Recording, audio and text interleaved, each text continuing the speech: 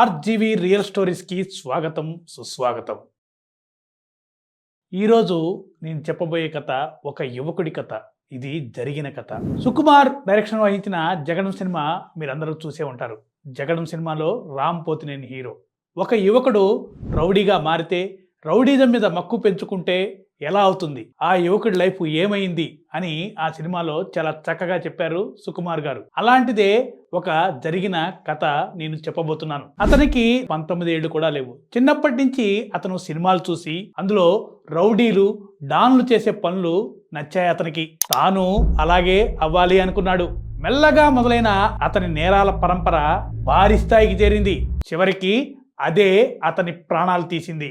కత్తి పట్టినవాడు కత్తి వల్లే మరణిస్తాడని బైబిల్ వాక్యం నిజమైంది. 20 ఏళ్ళు రాకుండానే మరణించిన ఆ యువకుడు ఎవరు, ఎక్కడ పుట్టాడు, ఏంటి అనేది ఈ కథలో మనం తెలుసుకుందాం. అది మధ్యప్రదేశ్ రాష్ట్రంలోని ఇండోర్లో 2000 సంవత్సరం నవంబర్ 8న జన్మించాడు. అతని పేరు దుర్లభ్ కశ్యప్. తండ్రి వ్యాపారి కాగా తల్లి గవర్నమెంట్ టీచర్. వారిద్దరివి బాగా చదువుకున్న కుటుంబాలే.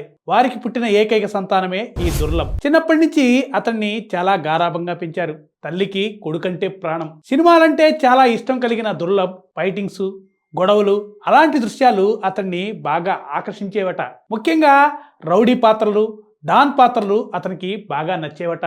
తాను కూడా అలా మారితే నాకు సమాజంలో వాల్యూ ఉంటుంది కదా, బాగుంటుంది కదా అని ఒకేసారి ఎక్కువ డబ్బు కూడా సంపాదించవచ్చు అనుకున్నాడేమో. 2017లో తన రూపానికి మార్పులు చేసుకున్నాడు. చిన్నగా ఉండే హెయిర్ స్టైల్, కంటికి నల్ల కళ్ళజోడు, నుదుటిపై పెద్దటి బొట్టు, మెడలో నల్ల రంగు తువాలు.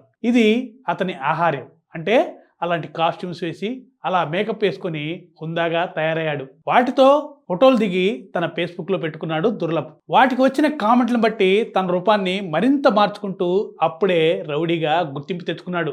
అతనికి అప్పుడే చిన్నపిల్లల్లో, యువతలో అతనికి అందరూ పెద్ద ఎత్తున ఫ్యాన్స్గా మారిపోయారు. మెల్లగా వారిలో తనకంటూ ఓ క్రేజ్ సంపాదించుకున్నాడు దుర్లభ్. తనకు ఫ్యాన్స్గా మారిన కొందరు యువకులు, పిల్లల్ని కూడగట్టుకొని ఒక గ్రూప్గా మారి ఒక గ్యాంగ్ని ఏర్పాటు చేశాడు దుర్లభ్. దుర్లభ్గా ఉన్న తన పేరుని కోహినూర్గా మార్చుకొని తనది కోహినూర్ గ్యాంగ్ అని ప్రకటించుకున్నాడు. దానికి డి గ్యాంగ్ అనే పేరు కూడా పెట్టాడు. అతని అభిమానులంతా #డి గ్యాంగ్ పేరిట ఫేస్బుక్లో ఒక బృందంగా గ్రూప్గా మారారు కూడా.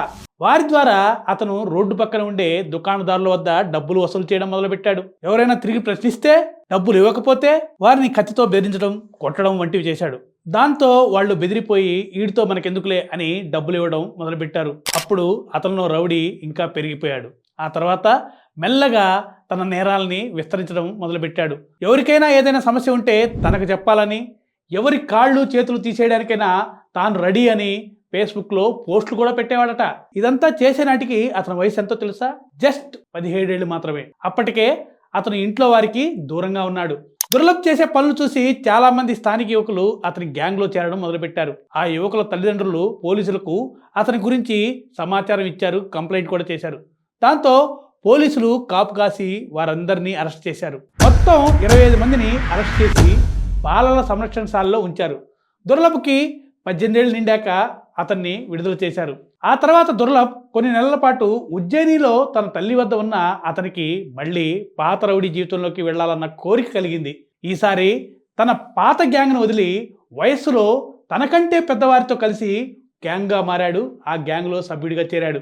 అప్పటికే స్థానికంగా పాతుకుపోయిన కొందరు బడా రౌడీలు తమ పనుల కోసం ఇతన్ని వాడుకోవడం మొదలుపెట్టారు. గతంలో చిన్న చిన్న దుకాణాల వద్ద వసూలు చేసే అతను ఇప్పుడు పెద్ద షాపింగ్ మాల్స్ దాకా ఎదిగాడు. షాపింగ్ మాల్స్కి వెళ్ళేవాడు, ఆ యజమానులు బెదిరించేవాడు, వాళ్ళ దగ్గర నుంచి డబ్బులు కూడా వసూలు చేసేవాడు దుర్లభ్. ఈ రకంగా కొద్ది రోజుల్లోనే దాదాపు ₹1 కోటి దాకా కూడబెట్టాడు దుర్లభ్. తన గ్యాంగ్లో ఉన్న వారికి నల్ల రంగు దుస్తులను డ్రెస్ కోడ్గా పెట్టాడు. తన కార్యకలాపాలను మరింత విస్తరించాడు. ఎవరు తనకు ఎదురు తిరిగినా చంపేస్తానని బెదిరించేవాడు. మెల్లగా అతనికి ఇప్పుడే శత్రువులు పెరిగారు. డబ్బు విషయంలో గొడవలు వచ్చి తన గ్యాంగ్లోని మనుషుల్నే అతను అవమానించడంతో వారిలో అతనిపై ద్వేషం పెరిగింది. అతన్ని ఎలాగైనా అంతం చేయాలి, చంపేయాలి అని అప్పుడే స్థానికంగా ఉన్న 2-3 గ్యాంగులు ప్రణాళికలు రూపొందించాయి. ఇవన్నీ తెలిసిన దుర్లభ్ ఆ విషయంపై తగిన జాగ్రత్తలు కూడా తీసుకోలేదు. తనకేమి జరగదన్న నమ్మకంతోనే ఉన్నాడు. కానీ సమయం రానే వచ్చింది. అది 2020 సెప్టెంబర్ 7వ తేదీ. రాత్రి 7 గంటలకి అతను ఉన్న ప్రాంతంలోనే ఒక దుకాణంలో టీ తాగడానికి తన గ్యాంగ్తో కలిసి వచ్చాడు దుర్లభ్.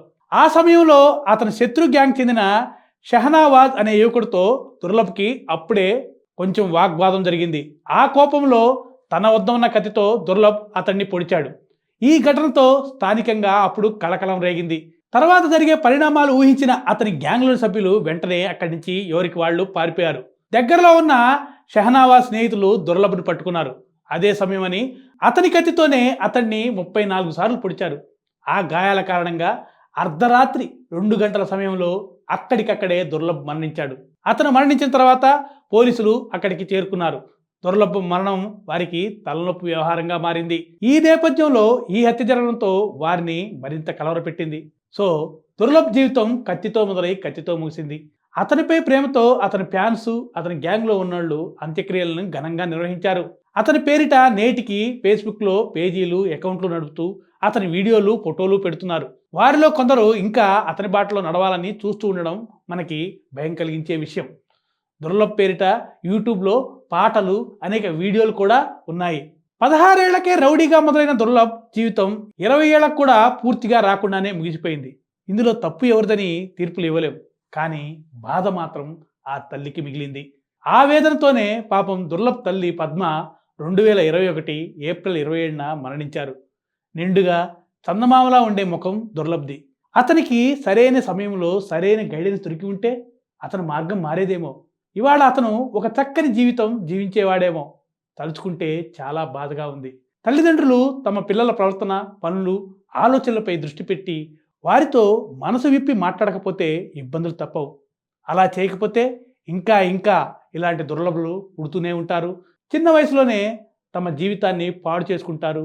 ఇలా మరణిస్తూ ఉంటారు. సో పేరెంట్స్, కొంచెం మీ పిల్లలపై దృష్టి సారించండి.